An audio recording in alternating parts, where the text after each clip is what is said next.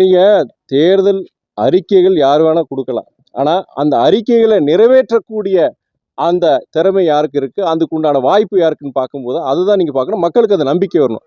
கடந்த திமுக ஆட்சியில பொறுத்த வரைக்கும் அவங்க தேர்தல் போன சட்டமன்ற தேர்தலுக்கு முன்னாடி வாக்குறுதிகள் கொடுத்தாங்க. இந்த மகளிர் இது போன்ற கிராமத்தில் இருக்க பெண்களுக்கெல்லாம், அடித்தட்டு மக்களுக்கெல்லாம், பெண்களுக்கு குறிப்பாக மாதம் 1000 ரூபாய்ன்னு சொன்னாங்க. அப்போ சாத்தியப்படாதுன்னு சொன்னாங்க. எப்படி அரசாங்கத்துக்கிட்ட நிதி கிடையாது, எப்படி செய்ய முடியும்னு சொன்னாங்க. ஆனால் இன்னைக்கு கிட்டத்தட்ட 1,31,00,000 பெண்கள் குடும்ப தலைவிகள் இன்னைக்கு மாதம் 1000 ரூபாய் இன்னைக்கு கிடைச்சிருக்கு. அதையுமே அடுத்த ஆட்சி மறுபடியும் ஆட்சிக்கு வரும்போது அந்த 1000 ரூபாய் 2000 ரூபாய் கூட்டி நம்ம அதிகபட்சமாக கொடுக்குறேன்னு சொல்லி முதலமைச்சர் சொல்லியிருக்கிறார். அது இல்லாமல் இன்னைக்கு விடியல் பயணமாக இருக்கட்டும், இல்லைன்னா மக்களை தேடி மருத்துவமாக இருக்கட்டும், இல்லை இது போன்ற கிராமங்களில் சாதாரண அடித்தட்டு மக்களோட வீட்டு பிள்ளைங்க அவங்களுடைய உயர்கல்விக்காண்டி அது ஒரு மாதம் 1000 ரூபாய், புதுமை பெண் திட்டம், தமிழ் புதல்வன் திட்டம், இது போன்ற சமூக நீதியின் அடிப்படையில் எல்லா மக்களுக்கும் எல்லாம் கிடைக்கணுங்கிற அடிப்படையில் எவ்வளோ இது பண்ணியிருக்காங்க. அதே வேளையில் தொழில் வளர்ச்சிக்கும் பொறுத்த வரைக்கும் நிறைய இன்னைக்கு அது உங்களுக்கு தொழில் முதலீடுகள் கிட்டத்தட்ட 12,36,000 கோடி முதலீடுகள் கொண்டு மூலம் கிட்டத்தட்ட 36 லட்சம் பேருக்கு வந்து வேலை வாய்ப்புகளை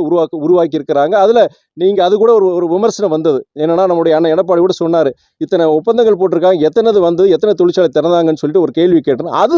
அதுக்கு ஒரு பதில் கூறும் வகையில கன்வர்ஷன் கான்கேல்னு சொல்லிட்டு இந்த தொழில் புரிந்துணர்வு ஒப்பந்தங்கள் மூலமா எத்தனை தொழிற்சாலை இன்னைக்கு திறந்திருக்காங்க. கிட்டத்தட்ட 70 விழுக்காடு வந்து அந்த அந்த ஒப்பந்தங்கள் மூலியமா அதன் மூலியமா கிட்டத்தட்ட 70 விழுக்காடு இன்னைக்கு தொழிற்சாலைகள் திறந்திருக்கிறாங்க. கிட்டத்தட்ட 800 தொழிற்சாலை திறந்திருக்கிறாங்க.